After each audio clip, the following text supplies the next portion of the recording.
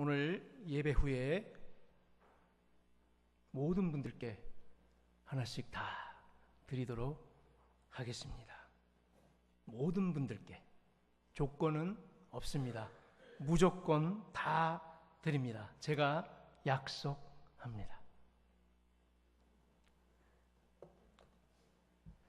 이렇게 제가 설교하다가 갑자기 용무가 급해서 잠시 자리를 비웁니다. 그래서 잠시 부목사님께서 자리를 오셔가지고 시간을 잠시 맞추고 계십니다. 그러면서 갑자기 아이디어가 번뜩해서 이렇게 얘기합니다. 자, 조건이 바뀌었습니다. 모든 분들께 무조건 드리는 것이 아니라 설교를 잘 듣고 퀴즈를 맞추는 분들께, 그리고 오늘 본문을 전부 다 암송하신 분들께만 선물을 드리도록 하겠습니다. 조건은 바뀌었습니다. 라고 말을 합니다. 그리고 제가 용문을 마치고 다시 자리로 들어와서 계속 제 설교를 이어갑니다. 그런데 이 선물을 너무나 갖고 싶어 했던, 평소에 너무 간절히 사모했던 우리 김 집사님으로 하겠습니다. 김 집사님은 이걸 너무 갖고 싶어서 지금 갑자기 근심이 쌓이는 거예요. 퀴즈 못 맞추면 어떡하지? 이 본문을 내가 빨리 다 못 외우면 어떡하지? 저 선물 내가 꼭 갖고 싶은데, 진짜 갖고 싶었는데 저거 못 받으면 나 죽을 것 같은데. 그래서 갑자기 걱정과 염려가 쌓이기 시작합니다. 아무튼 우리 김 집사님은 또 설교를 듣는 내내 또 불안하고 나름대로 걱정이 태산 같았지만, 그래도 퀴즈를 맞춰보려고 또 본문을 또 다 외워보려고 설교를 집중해서 듣고 계속해서 본문을 달달달달 또 외우려고 애써봅니다. 최선을 다합니다. 그래서 그런지 오늘 특별히 설교의 은혜를 많이 받습니다. 말씀이 다 깨달아 알아집니다. 그러나 결국에는 본문을 다 외우지 못했습니다. 그리고 예배는 끝이 납니다. 온갖 노력을 다 했지만 다 외우지 못해서, 결국 행위로 해내지 못해서 선물을 받지 못할 생각에 실망도 가득합니다. 자, 이제 예배 후에 전부 퇴장할 때에 모든 사람들이 다 하나씩 선물을 받아 갑니다. 우리 김 집사님도 선물을 받아 갑니다. 왜죠? 제가 처음에 약속했잖아요. 무조건 드린다고 했잖아요. 저는 맞아요. 중간에 무슨 일이 있는지 모르겠어요. 전 처음에 약속했잖아요. 드리겠다고. 그리고 약속대로 전부 다 드립니다. 저를 의심하면 되겠습니까? 안 되겠습니까? 김 집사님, 안 됩니다 라고 합니다.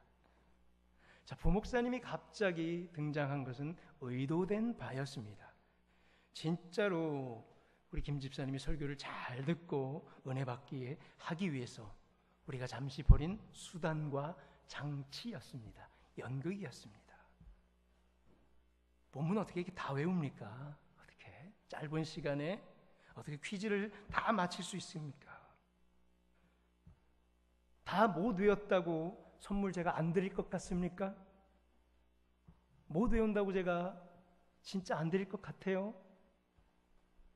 좋은 사람이에요. 사실 외우기 쉽지 않죠. 그러나 우리 김 집사님이 아멘 한 것처럼 제가 했던 처음 약속을 여러분들 다 믿습니까? 믿으셔야죠.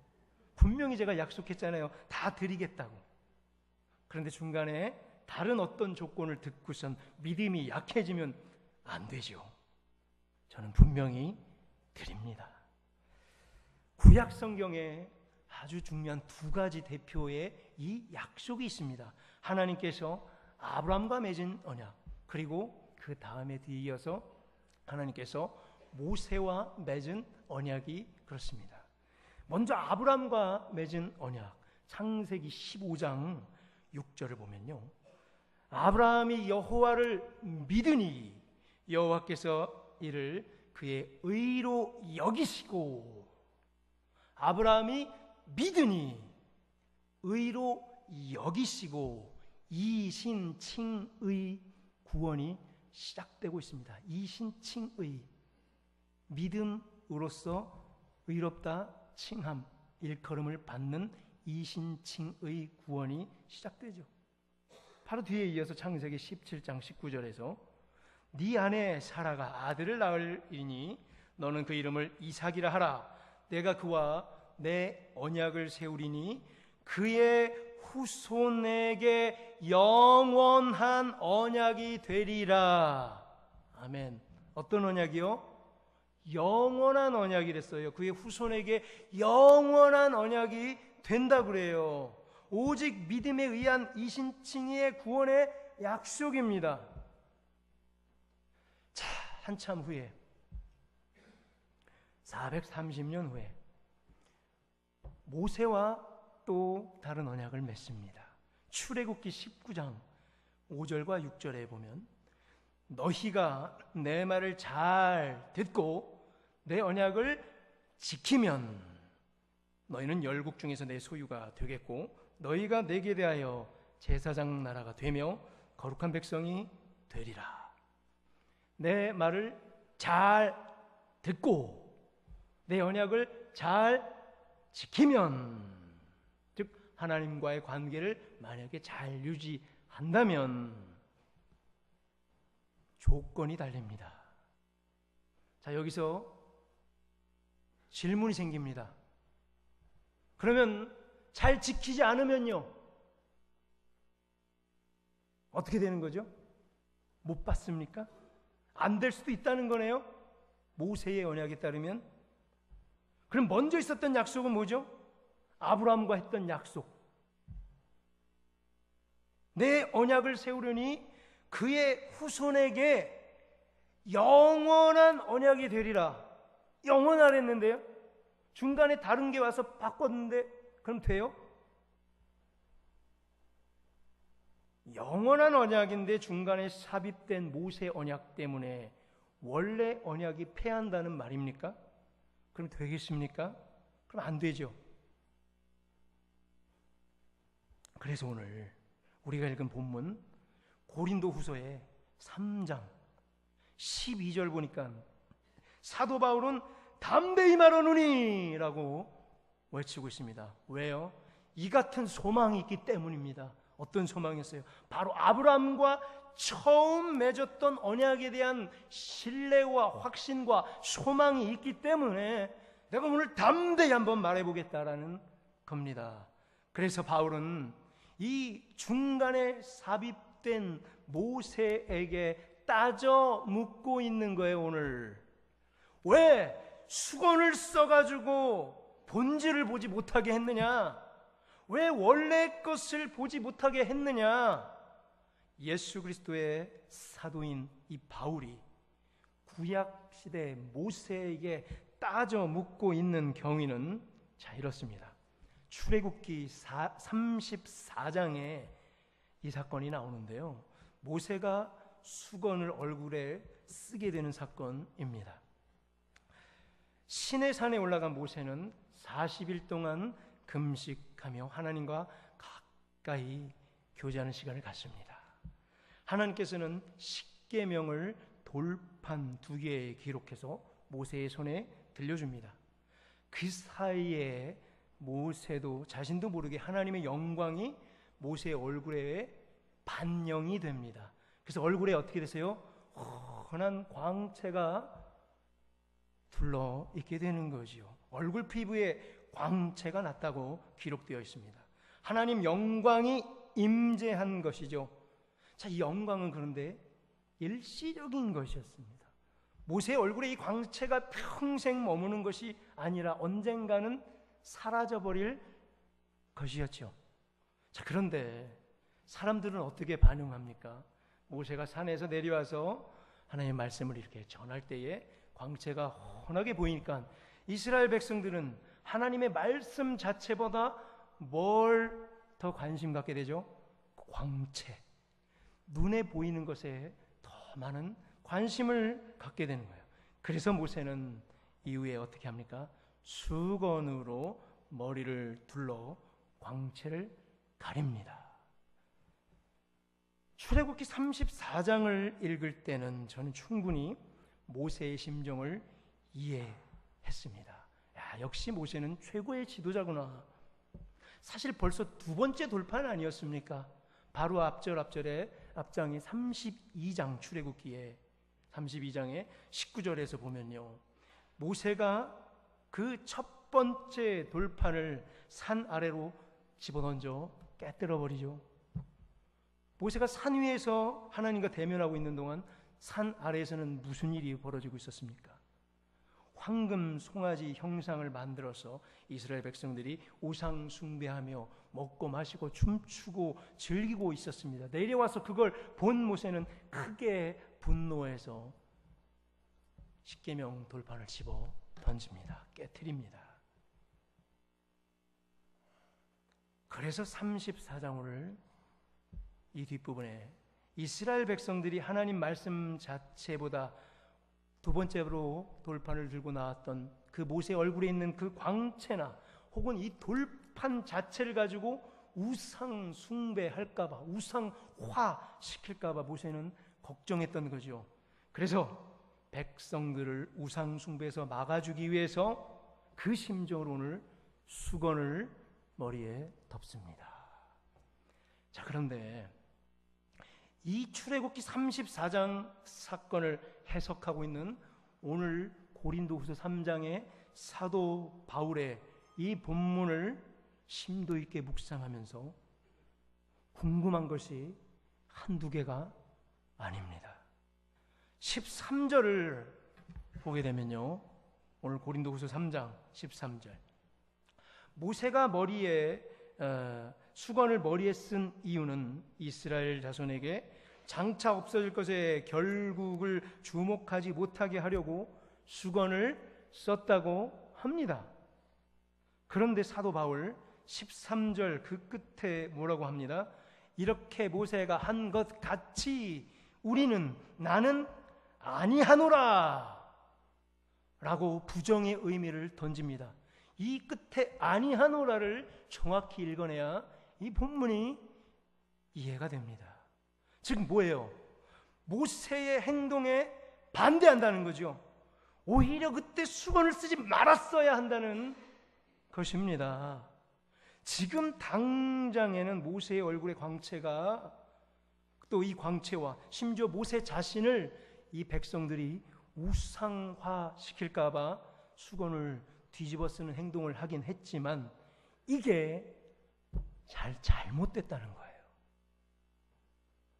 얼굴의 광채는 결국에 자연스럽게 없어질 것인데, 없어질 것의 결국이라고 하죠. 결국 없어질 것인데 오히려 광채가 서서히 사라지는 것을 백성이 눈으로 보았다면 별로 우상 숭배하지 않았을 텐데, 모세도 우상 숭배하지 않았을 텐데, 그 율법도 우상 숭배하지 않았을 텐데 뭐 하러 수건을 뒤집어 썼느냐, 그냥 좀 기다리지, 그 말입니다. 나 사도 바울 같으면 그때 출애굽기 34장 때 모세처럼 그렇게 아니하노라, 나 같으면 그렇게 아니했겠다라는 말이지요. 모세의 그 당시의 판단이 잘못되었다는 것을 지적하고 있습니다. 좀 더 나아가서 광채가 후에 사라질 텐데, 사라지면 수건을 바로 벗었어야죠. 왜 계속해서 수건을 머리에 쓰고 계속해서 사람들로 하여금 율법에 집착하게 만드냐는 거지요.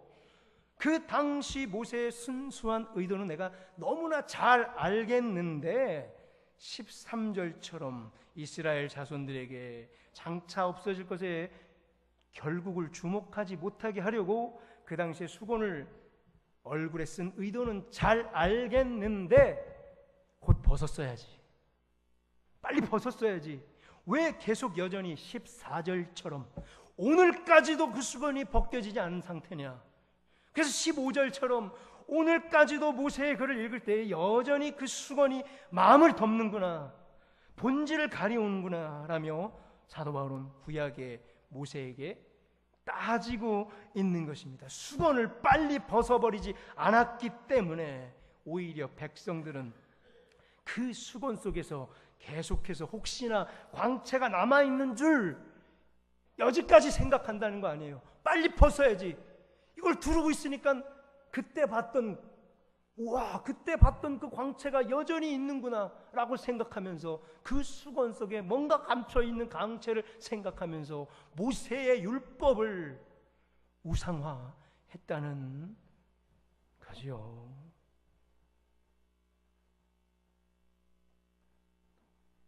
그래서 모세가 들고 온 그 율법을 지금까지 오늘까지 수많은 사람들이 지나치게 숭배하고 있다는 거예요. 14절에서 그들의 마음이 완고하여졌다는 거예요. 오늘까지도 계속 그 수건 속에 광채가 남아있는 줄 사람이 생각하지 않고 있느냐. 예수 그리스도가 오셨는데도 이 유대인들이, 율법주의자들이, 바리새인들이, 서기관들이, 종교 지도자들이, 유대인의 지도자들이 여전히 수건의 마음을 덮인 채 율법을 추종하고 있다는 거죠. 진짜가 왔는데, 예수 그리스도가 오셨는데 말이죠.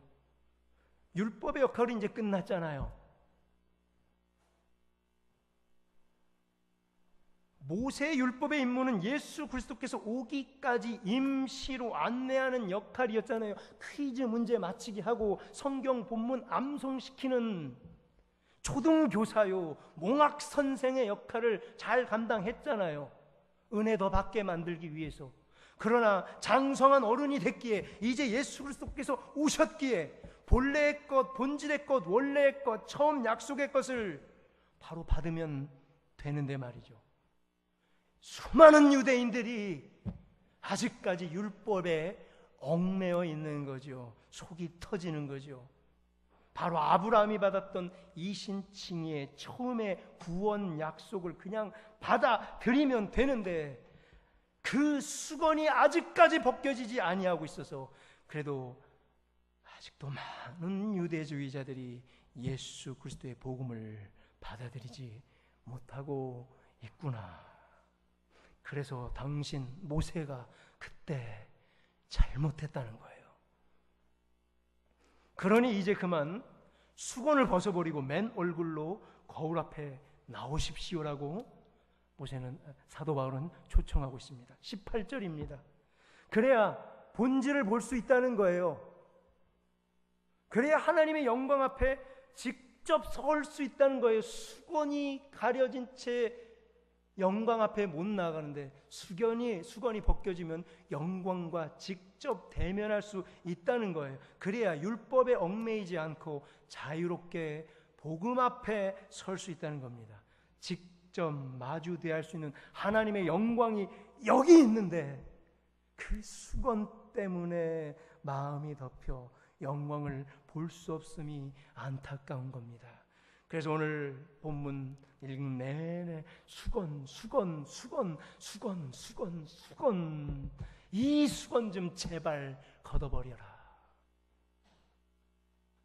저 위에만 머물렀던 에피스테메의 영광, 예수 그리스도께서 오심으로 그 영광이 이 땅으로 내려왔죠. 이걸 뭐라고 부른다고 그랬어요? 독사의 영광이라고 그랬잖아요. 여기에 우리의 눈으로 보여지는 영광, 삶에 구체적으로 보여져서 나와 대면해주는 영광, 성육신하신 예수 그리스도께서 오셔서 보여주신 영광, 임마누엘의 영광, 임마누엘, 하나님이 우리와 항상 함께 하신다는 영광, 또 다른 보혜사 성령 하나님을 보내주심으로 성령께서 우리에게 내주하심으로 여기서 항상 함께 거하는 그 영광이 바로 여기 눈앞에 있는데, 아직까지도 이 수건이 벗겨지지 않는 관계로 수많은 유대주의자들이 율법만을 추종하고 있고, 진짜 원래 약속 예수 그리스도가 눈앞에 있는데 그를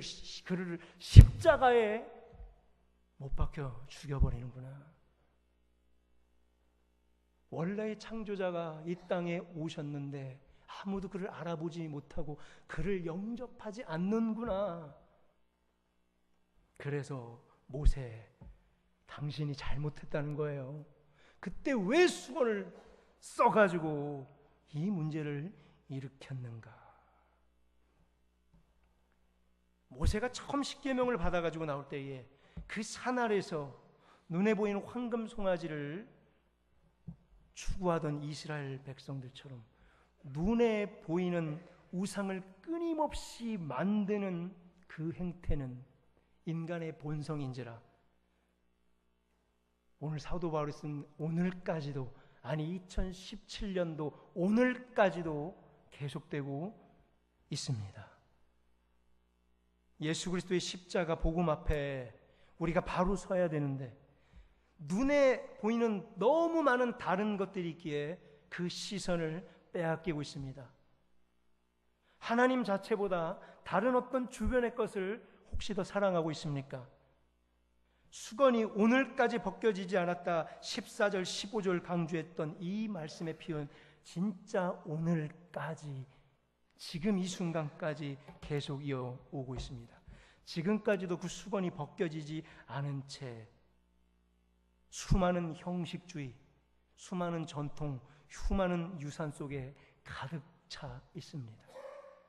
또 가짜 복음과 번영 신학과 또 기복 신앙 속에 수많은 눈에 보이는 것, 눈에 보여야 되는 속임수가 주변에 난무하고 있습니다. 모세의 수건의 뒤를 이어서 오늘날 어때요? 더 많은, 더 화려한 광채와 볼거리들이 우리의 시선을 강탈하고 있습니다. 본질과 기초를 향해 나아가는 우리를 끊임없이 유혹하고 방해하고 있습니다. 수건을 빨리 벗어서 맨 얼굴로 나와야 되는데 말이죠. 그래서 사도 바울은 오늘 본문에서 수건을 벗은 얼굴로 서는 방법을 목놓아 외치고 있습니다. 자, 수건을 그럼 어떻게 벗죠? 벗는 방법이 첫 번째로 14절 뭐라고 그래요? 그리스도 안에 있으면 수건이 벗겨진답니다. 두 번째로 16절 주께로 돌아가면 수건이 벗겨진다고 합니다. 세 번째로 17절에 주의 영이 계신 곳에 거하면 율법의 굴레에 벗어나 자유하게 된다고 합니다. 뭐죠? 그리스도께로 돌아가라. 또 그리스도 안에 거하라. 또 주의 영이 계신 곳에 거하라. 그러면 수건이 벗겨진답니다. 바로 뭐예요? 그리스도 안에 있는 게 뭐죠? 어떻게 하면 그리스도 안에 있어요? 이 성경만의 말씀 안에 있어야죠.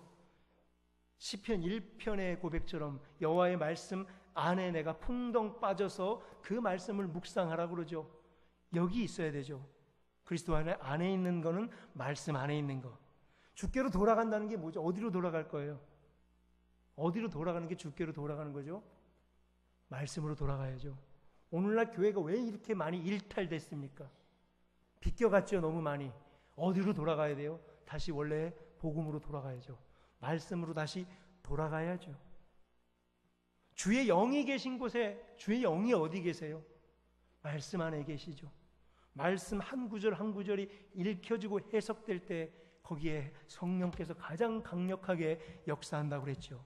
즉 뭐예요? 어떻게 하면 수건이 벗겨져요? 우리를 예수 그리스도 복음의 본질, 예수 그리스도를 구세주로 영접하지 못하게 만드는 다른 수많은 것들을 비껴가게 하려면 어디로 들어가야 되는 거예요? 바로 말씀 붙잡고 매달려야 되는 줄로 믿습니다. 이제 말씀 맺습니다. 처음 약속은 그대로 유효합니다. 우리가 예수 그리스도를 구세주로 영접할 때 바로 그 순간에 아브라함이 하나님과 처음 맺었던 그 이신칭의의 구원 약속은 그대로 이루어지는 줄로 믿습니다. 그냥 이어질 때에 바로 지금 오늘. 그래서 여러분들 예수 그리스도를 내 영혼의 구세주로 영접하시기를 간절히 축원합니다. 아직까지 예수 그리스도를 내 마음의 영혼의 구세주로 영접하지 못하신 분들, 우리 부모님의 고백이 아니라, 우리 아내와 배우자의 고백이 아니라 내 스스로의 진짜 고백으로 예수 그리스도를 영접하셔야 아브라함과 약속했던 그 첫 언약, 오직 믿음으로 말미암아 구원받는다는 그 언약이 그대로 이루어지는 줄로 믿습니다. 중간에 그 어떤 것도 패할 수 없습니다. 중간에 나타난 율법이, 그리고 수건에 덮인 완고한 마음이 이 처음 약속을 계속 바꾸려고 하는데 결코 바꾸어 놓을 수 없습니다. 처음 약속한 대로 영원한 언약이 성취되고야 말기 때문이죠. 바로 예수 그리스도를 통하여. 예수 그리스도께서 오셨잖아요. 이삭을 낳으리니, 그 아들을 낳으리니, 아들을 낳고 이름을 이삭이라 지으면 후손에게 영원한 언약이 되리라 말씀하셨죠. 이삭은 누구의 예표입니까? 예수 그리스도가 오신다면, 오셨잖아요. 그리스도께서 구약의 수많은 예언대로 그리스도께서 오시면 아브라함의 처음 언약대로 믿음으로 말미암아 구원을 받는다는 그 언약이 영원히 그 후손들에게 이루어진다는 거죠. 예수 그리스도 안에서, 그 진리의 말씀 안에서 수건 벗은 얼굴로 진짜 자유를 누리시는 우리 모두 되기를 축원합니다. 자유인, 아직까지 수많은 크리스천들이 자유인이 되지 못하고 있습니다. 수많은 굴레를 갖고 삽니다. 특히 율법의 굴레, 특히 눈에 보이는 광채를 쫓는 그 굴레에 얽매여서 현실 가운데에 하나님의 영광이 보이지 않는다고 다른 것을 추구하면서 스스로 자유를 박탈하고 있습니다. 그래서 사도 바울은 간절히 소원하는데 제발 자유를 찾아라. 당신들이 자유인이라고 되새김질을 하고 있는 것입니다. 자유를 누리시기 바랍니다. 영광이 바로 여기에 있으니까 자유하셔야 돼요. 세상에 벌벌 떨지 않아도 돼요. 불안해하지 않아도 돼요. 내가 오늘 선물을 받지 못하면 어떡할까 불안해할 필요가 없다는 거예요. 분명히 주겠다는데 수많은 중간에 온 것들이 우리를 해방시키시고 해방하고 또 수많은 다른 이단 사설들이 안 될 것 같다고 말을 하는 거죠. 그래서 우리가 근심하게 되고 걱정하게 되고 교회 안 가게 되고 내 스스로 노력하게 되는 거죠. 본문을 달달 외우게 만들고 퀴즈 공부 열심히 하게 만드는 거예요. 왜? 못 받을까 봐. 스스로 엄청 노력을 하는 거죠. 우리 청년들이 실패할까 봐, 이 시대에 실패할까 봐, 자유가 없기 때문에 교회도 못 가면서 열심히 공부를 하는 거예요. 열심히 취직하려고 발버둥 치는 거예요. 열심히 이 시대에 먹고 살려고 수많은 우리 30대, 40대, 50대의 젊은 아버지들이 교회에 나오지 않는 거예요. 왜? 먹고 살려고. 자유가 없어서. 그런데 복음을 받아들이면 자유가 이 안에 들어오는데, 영광과 바로 직면할 수 있는데 자꾸 다른 거를 추구한다는 거예요. 여기까지 데리고 오세요. 믿지 않는 자녀들, 남편들을 이 자리로 데리고 오세요. 그리고 예수 그리스도를 영접시키세요.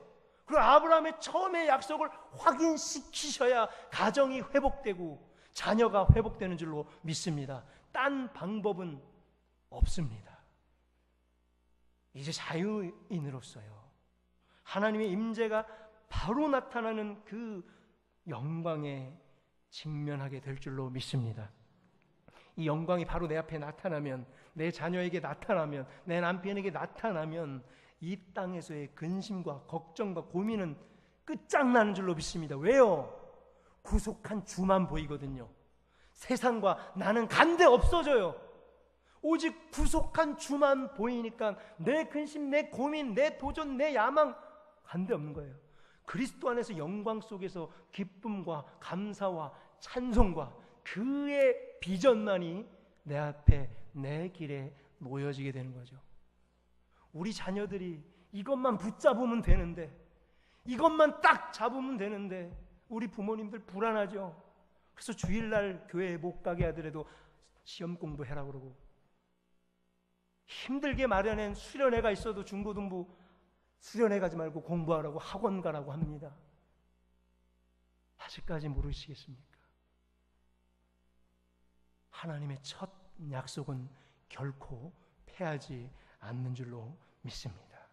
우리 앞에 놓여져 있는 그리스도의 영광이 너무 강하기 때문에 그저 우리가 할 일은 감사와 기쁨과 감격의 찬송만이 넘치는 우리 삶 되시기를 주님의 이름으로 축원합니다.